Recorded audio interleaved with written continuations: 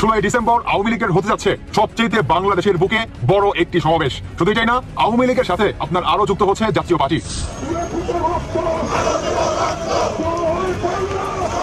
স্লোগানে স্লোগানে প্রতিবাদ।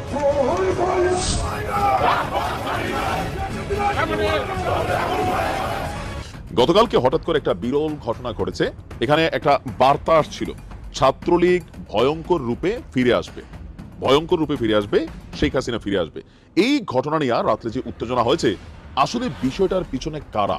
মোস্তফা সরোয়ার ফারুকীর প্রযোজনায় আসিফ নজরুলের কান্নার নাটক শুরু হয়েছে। আসিফ নজরুলকে দ্রুত অপসারণ করতে উপদেষ্টা সরকার থেকে। আসিফ নজরুলের যেহেতু কোনো লজ্জা শরম নাই, তাই সে স্বেচ্ছায় পদত্যাগ করবে না। আমি কিন্তু আমাদের দেশের খুব কাছাকাছি আছি, জি আপা, আমি চট করে ঢুকে করতে পারি। তো এটা একটা কোড ল্যাঙ্গুয়েজ উনি ব্যবহার করেছেন, নেতা কর্মীদেরকে উনি কোড ল্যাঙ্গুয়েজ দিয়ে বুঝিয়ে দিলেন যে উনি দেশের ভেতরেই আছেন, যে কোনো সময় যাতে উনি আবার ক্ষমতায় বসে যেতে পারেন সেই বিষয়টি অনেকটা ক্লিয়ার করেছেন। তারপরে হাতকড়া সহ ফারুক হোসেন নামে এক আওয়ামী লীগ নেতাকে ছিনিয়ে নিয়েছে গ্রামবাসী। পরে বাঁশঝাড় থেকে পরিত্যক্ত হাতকড়া উদ্ধার করা হয়, তবে আসামি ফারুক হোসেনকে আর পাওয়া যায়নি। আসসালামু আলাইকুম দর্শক, নতুন একটা সংবাদে আপনাকে স্বাগতম। প্রিয় দর্শক, বেশ কয়েকটা গুরুত্বপূর্ণ ভিডিও নিয়ে হাজির হয়েছি, না টেনে সম্পূর্ণ দেখতে থাকুন, তাহলে আজকের মূল বিষয়টা বুঝতে পারবেন।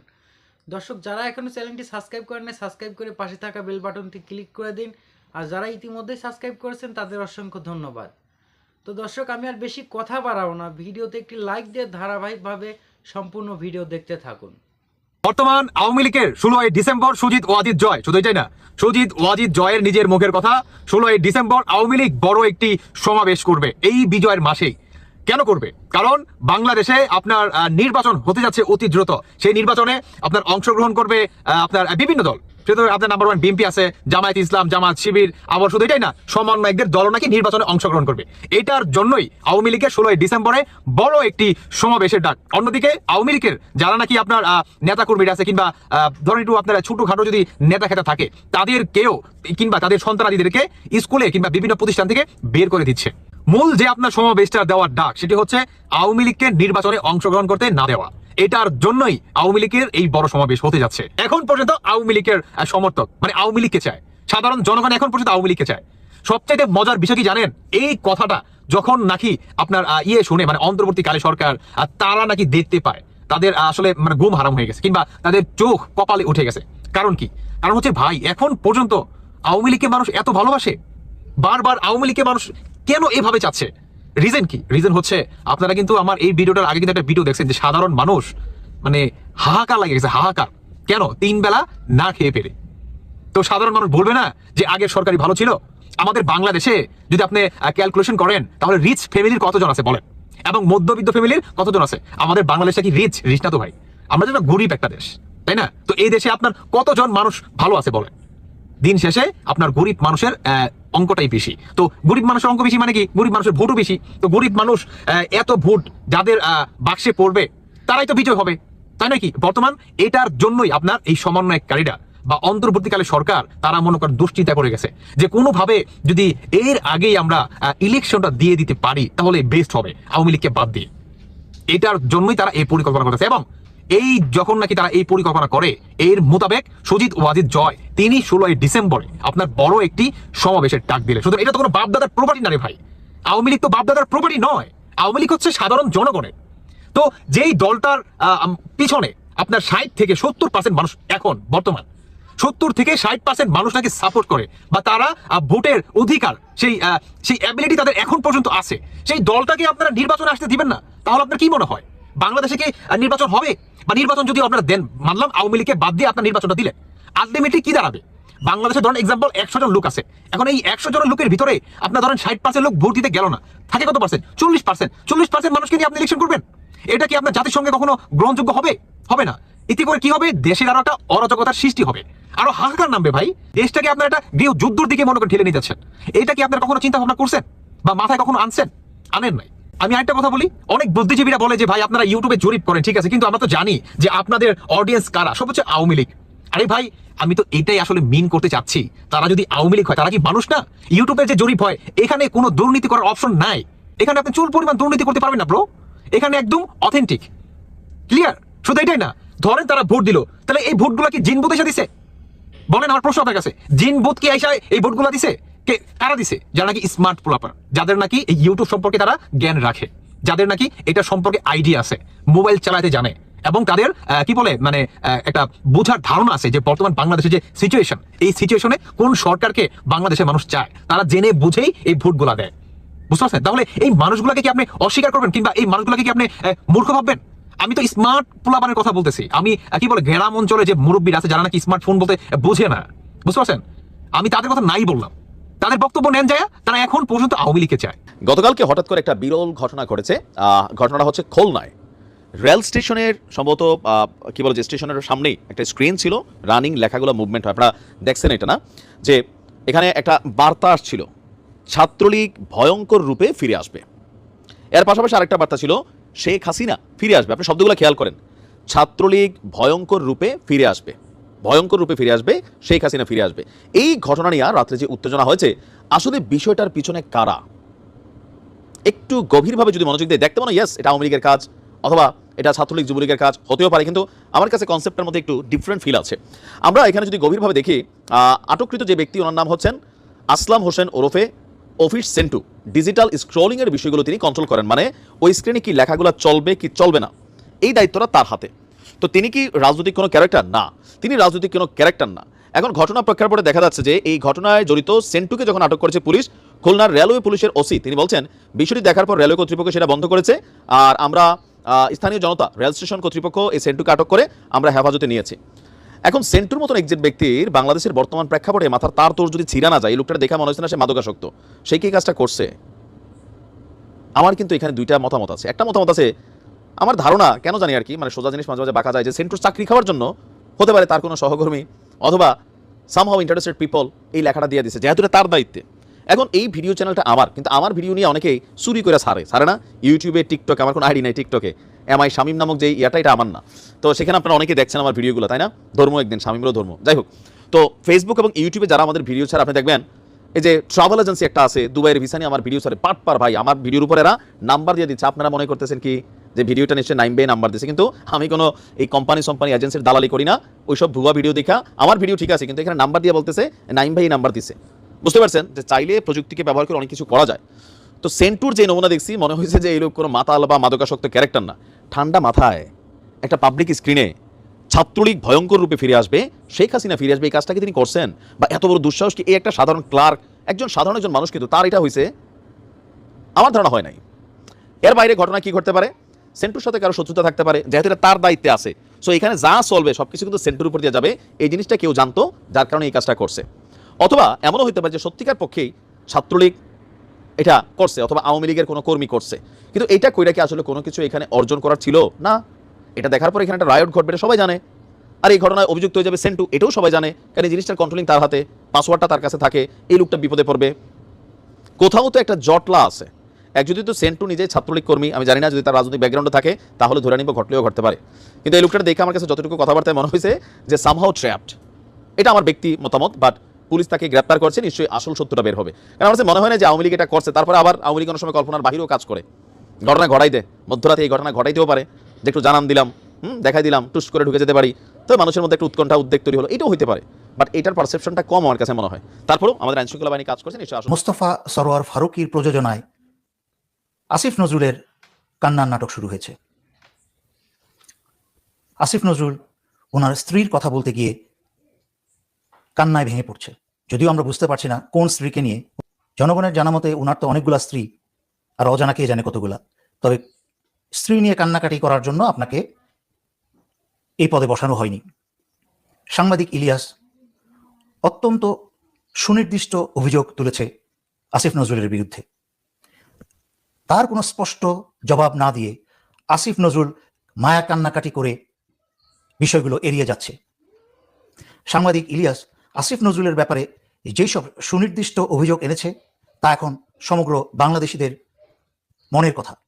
প্রফেসর ইউনূসের এতগুলো সহকারী, ওনাদের কেউ কি, এবং এতগুলো অ্যাডভাইজার, ওনাদের কেউ কি ডক্টর ইউনূসকে গিয়ে একবার বলেছেন এর পুরা এই 40-45 মিনিটের যে ভিডিওটা, তার সামারিটা কি ডক্টর ইউনূসকে বলেছেন?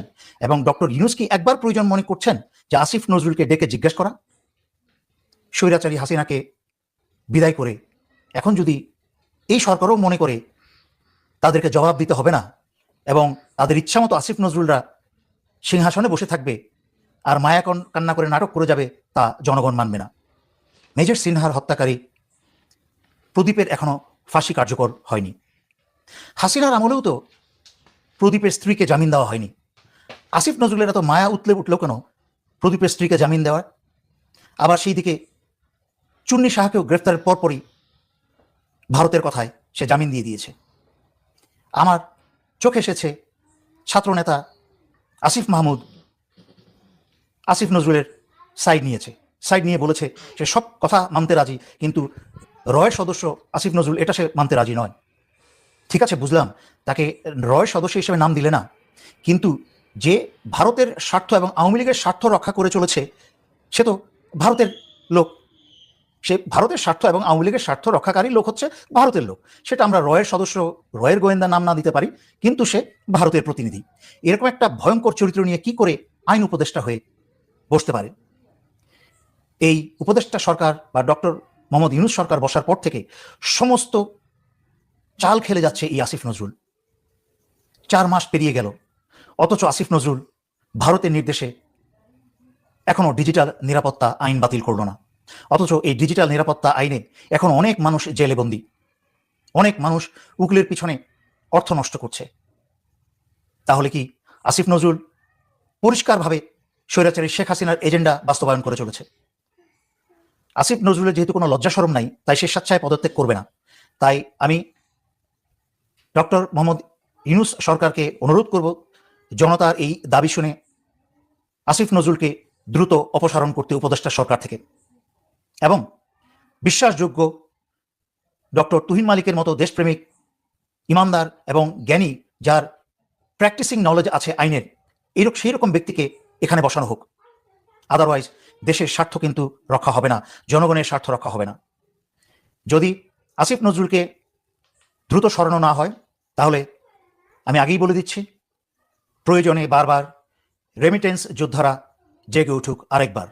নির্বাচন ইস্যুতে বিএনপির সঙ্গে ছাত্র সমন্বয়ক এবং সরকারের সঙ্গে যে একটা গভীর দূরত্ব সৃষ্টি হয়েছে, এটি আর লুকোচুরি করার কিছু নেই, এটা এখন ওপেন সিক্রেট। একই সঙ্গে রাজনৈতিক দলগুলো সম্পর্কে আমাদের তথ্য এবং সম্প্রচার উপদেষ্টা যে ঘোরতর আপত্তিকর মন্তব্য করেছেন, সেইখান থেকে নতুন করে দ্বন্দ্বটা আরো বেশি জোরালো হচ্ছে। কিন্তু আমি এই মুহূর্তে যে বিষয়টি বলতে চাই, ইতিহাস বিকৃতির অভিযোগে বিএনপির যে একটা ভয়ঙ্কর গর্জন, সেটি আমাদের জন্য খুবই সিগনিফিকেন্ট, রাজনীতির জন্য খুবই তাৎপর্যপূর্ণ এবং বিশ্লেষণাত্মক। বিএনপি মহাসচিব মির্জা ফখরুল ইসলাম আলমগীর গত শুক্রবার শহীদ বুদ্ধিজীবী দিবসে যে গর্জন ছেড়েছেন বিএনপির পক্ষ থেকে, আমরা কি সেটি খুব খেয়াল করে শুনেছি? তিনি বলছেন, অনেকেই এখন ৭১কে একটু পেছনে রাখার চেষ্টা করছে, এটা ইতিহাস বিকৃতির আর এক প্রচেষ্টা। এভাবে তারা ষড়যন্ত্রের মাধ্যমে দেশের মূল ইতিহাস থেকে জাতিকে দূরে সরিয়ে রাখতে চায়। আমাদের এই সেন্টেন্সটির, এই যে ষড়যন্ত্রের মাধ্যমে, এই শব্দটির দিকে একটু জোর দেওয়া প্রয়োজন নিশ্চয়ই। তিনি বলছেন, আমাদের মূল ইতিহাস, এই স্বাধীন বাংলাদেশ আর ২০২৪ সালের গণ অভ্যুত্থানকে কেউ যেন খাটো না করে, ইতিহাস বিকৃতি যেন না ঘটে। গত ১৫ বছর ধরে ইতিহাসকে বিকৃতি করা হয়েছে, ঠিক তেমনি এখন যাতে ইতিহাস বিকৃতি না হয় সেজন্য সবাইকে সজাগ থাকতে হবে। খুবই গভীর মর্মার্থক কিছু কথা বলেছেন মির্জা ফখরুল ইসলাম আলমগীর, যেটি স্বাধীন বাংলাদেশের প্রতিটি ক্ষেত্রেই খুবই তাৎপর্যপূর্ণ। আমি ব্যক্তিগতভাবে অপেক্ষায় ছিলাম যখন এই সরকারের বিভিন্ন কর্মকাণ্ডে, ছাত্র সমন্বয়কদের বিভিন্ন কর্মকাণ্ডের মধ্য দিয়ে ৭১-এর চেতনাকে খাটো করা হচ্ছে নাকি ২৪-এর চেতনাকে বড় করে তোলা হচ্ছে, এরকম যেমন নানান ধরনের প্রশ্ন, মৌলবাদী বিশেষ কোনো শক্তির জায়গা থেকে একটা আস্ফালন, সেই জায়গা থেকে আমি ব্যক্তিগতভাবে অপেক্ষায় ছিলাম এক্ষেত্রে বিএনপির অবস্থানটি কি সেটি জানার জন্য। কেন তারা স্পষ্ট করছে না? আমরা স্পষ্ট হয়েছে বিএনপির অবস্থান সম্পর্কে। এবং মির্জা ফখরুল ইসলাম আলমগীর যে কথাগুলো বলেছেন, এটি নিশ্চয়ই শুধু বলার জন্য বলা নয়, স্রেফ হুঙ্কার ছেড়েছেন তিনি। এবং এটাই বাস্তবতা। এদেশে ৭১-এর চেতনাকে ছোট করে, ৭১-এর চেতনাকে পেছনে ফেলে কখনোই এই বাংলাদেশ, এই বাঙালি জাতি সামনের দিকে এগিয়ে যেতে পারে না। এবং মির্জা ফখরুল ইসলাম আলমগীর আরো বেশ কয়েকটি মন্তব্য করেছেন এই একই অনুষ্ঠানে। তিনি বলছেন যে মেধাবী মানুষগুলোকে সরিয়ে দিয়ে একনায়কতন্ত্রের ক্ষমতা টিকিয়ে রাখতে চেষ্টায় থাকে স্বৈরাচাররা। ৭১ সালে সেটি করেছে পাকিস্তান। খুবই কৌশলে এই শব্দগুলো বলেছেন। এবং তিনি বলেছেন রাজনীতি করতে গেলে মেধাবী হতে হয়। তিনি কাদেরকে উদ্দেশ্য করে কথাগুলো বলেছেন সেটিও আমরা বুঝতে পারি। তার দলীয় নেতাকর্মী ছাড়া আর কাদেরকে মিন করে দিয়ে কথাগুলো বলছেন? যাদেরকে মিন করে কথাগুলো বলা হচ্ছে তারা কি বুঝতে পারছেন? স্বাধীনতা বিরোধী একটি রাজনৈতিক দলের সঙ্গে বিএনপির যে সখ্যতা ছিল তা নিয়ে বিএনপির মধ্যেও তাদের অভ্যন্তরীণ যে রাজনীতি দুটি ধারায় বিভক্ত ছিল। তারা সেই দলকে মেনে নিতে পারছিল না, অনেকে আবার তাদেরকে নিয়ে সাবলীলভাবে চলার কথা বলছিল। কিন্তু শেষমেশ আমরা দেখলাম তাদের থেকেও বিএনপি দূরে সরে গেল। বিএনপি উপলব্ধি করেছে আর যাই হোক স্বাধীনতা বিরোধী কোনো শক্তির আস্ফালন এদেশের মানুষ মেনে নিতে চায় না। দিন শেষে ৭১ই জয়ী হবে, সে কথা বিএনপিও খুব ভালোভাবে উপলব্ধি করতে পেরেছে। আওয়ামী লীগ ৭১কে নিয়ে চেতনার ব্যবসা করেছে, এ কথা সত্য, কোনো ভুল নেই। আওয়ামী লীগের সময় ৭১-এর চেতনা অনেক উপরে তুলে ধরা হয়েছে ঠিকই, কিন্তু সেটিকে পুঁজি করা হয়েছে তাদের নিজ স্বার্থে, হীন স্বার্থে। সেটি যেমন মানুষ গ্রহণ করতে পারেনি, ঠিক একইভাবে ৭১কে খাটো করবেন, ৭১কে অস্বীকার করবেন, কথায় কথায় ৭১-এর উপরে ২৪-এর চেতনাকে স্থান দিবেন, এটি মানুষ মেনে নিতে পারে না। ২৪-এর চেতনার অবশ্যই প্রয়োজন ছিল। ২৪-এর গণভ্যুত্থান একটি অনিবার্য পরিণতি, কিন্তু তাই বলে সেটি ৭১কে ছাপিয়ে যেতে পারে না। বারবার এই কথা বলতে চাচ্ছি আমরা। অথচ যারা আবার ২৪-কে নিয়ে ব্যবসা করতে চাইছেন তারা বারবার এই কথা ভুলে যাচ্ছেন। এটি সম্ভব না, কোনো অবস্থাতেই সম্ভব না ২৪-এর উপরে ৭১কে স্থান দেওয়া। মির্জা ফখরুল ইসলাম আলমগীর আবারও সেই অনুষ্ঠানে আমাদের তথ্য এবং সম্প্রচার উপদেষ্টা যেই কথাগুলো বলেছেন রাজনৈতিক দলগুলো সম্পর্কে, যে তারা সরকারকে, অন্তর্বর্তী সরকারকে ব্যর্থ করে দিতে চায়, আবারও তার তীব্র প্রতিবাদ জানিয়েছেন। এবং তিনি বলছেন যে নাহিদ ইসলামের বক্তব্য কেন্দ্র করে যে এটা অত্যন্ত ঘোরতর অভিযোগ। আমি মনে করি যে এই ধরনের উক্তি তার প্রত্যাহার করা উচিত। নাহিদ ইসলামের বক্তব্য নানান পর্যায় থেকে সমালোচিত হচ্ছে এবং আমার মনে হয় ছাত্র সমন্বয়কদের অনেকে যে ঔদ্ধত্যের পরিচয় দিয়ে আসছে ৫ আগস্টের পর থেকে, ২৪-এর চেতনা তারাই ধ্বংস করছে, একথা বলতে কোনো দ্বিধা নেই। ৭১-এর চেতনাকে দিয়ে ব্যবসা করতে গিয়ে আওয়ামী লীগ যেমন ৭১-এর অনেক কিছুকে প্রশ্নবিদ্ধ করেছে। যেমন আমি যদি আবারও সেই উদাহরণ দিই যে বিএনপি তো ২০০১ সালে জামাতকে সঙ্গে নিয়ে জোট সরকার গঠন করেছিল। বিএনপি এর আগেও ক্ষমতায় ছিল ১৯৯১ সালে। তখন তো মুক্তিযুদ্ধের যে স্মৃতিচিহ্নগুলো সেগুলো এরকম ধ্বংস করা হয়নি, বঙ্গবন্ধুকে চরমভাবে অসম্মান করা হয়নি। কিন্তু আওয়ামী লীগ যাওয়ার পরে এখন বঙ্গবন্ধুর ছবি নামানো হচ্ছে, চরমভাবে অপমান করা হচ্ছে, ৩২ নম্বর পড়িয়ে দেওয়া হচ্ছে এবং ৭১-এর স্মৃতিচিহ্নগুলো যেগুলো শত শত স্মৃতিচিহ্ন সারা দেশে ধ্বংসস্তূপে পরিণত হয়েছে, সেইগুলোকে ধারণ করবো না, সেইগুলোকে সংরক্ষণ করবো না। আমরা ২৪-এর চেতনাকে লালন করবো, গণভবনকে সেটির জন্য আমরা ডেডিকেট করে দেবো ২৪-এর স্মৃতি ধরে রাখার জন্য। এটি হতে পারে না, এটি পারে না হতে। অতএব ছাত্র সমন্বয়কদের সম্ভবত উপলব্ধির সময় এসেছে। তারা যা করতে চাইছে এত সহজে রাজনীতি করা যায় না, এত সহজে সাধারণ মানুষের সেন্টিমেন্ট নিজেদের পক্ষে নেওয়া সম্ভব